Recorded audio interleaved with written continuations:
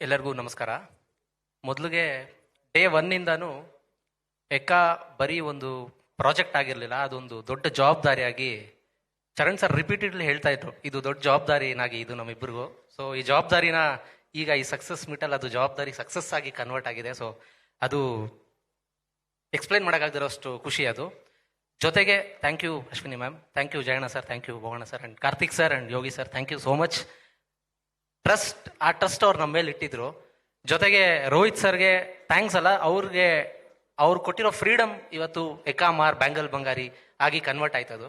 ಯಾಕಂದ್ರೆ ನಾವು ಬ್ಯಾಂಗಲ್ ಬಂಗಾರಿ ಶುರು ಮಾಡಿದ ದಿನ ನಮಗೆ ಅವ್ರೊಂದು ಮಾತು ಹೇಳಿದ್ರು, ನೀವಿಬ್ರು ಈ ಸಾಂಗ್ನ ಎಷ್ಟು ಮಜಾ ಮಾಡ್ತೀರಾ, ನಾವು ಸೆಟ್ಟಲ್ಲಿ ಅಷ್ಟು ಮಜಾ ಮಾಡ್ತೀವಿ, ಅದು ನೆಕ್ಸ್ಟ್ ಆಡಿಯನ್ಸ್ ಅಷ್ಟು ಮಜಾ ಮಾಡ್ತಾರೆ ಅಂತ. ಸೊ ಅದು ಪ್ರತಿ ಹಂತದಲ್ಲೂ ಡಬಲ್ ಆಗಬೇಕು ಈ ಮಜಾ ಅಂತ.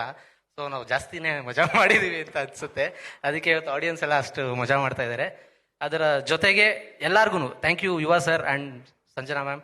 ಯಾಕಂದರೆ ನೀವಿಬ್ಬರು ಅಷ್ಟು ಬ್ಯೂಟಿಫುಲ್ ಆಗಿ, ಅಷ್ಟು ಏನಂತಾರೆ ಮುದ್ದಾಗಿ ನೀವು ಮಾಡಿಲ್ಲ ಅಂದರೆ ಇದ್ರದ್ದು ಆ ಚಾಮ್ ಜಾಸ್ತಿ ಆಗ್ತಾ ಇರಲಿಲ್ಲ.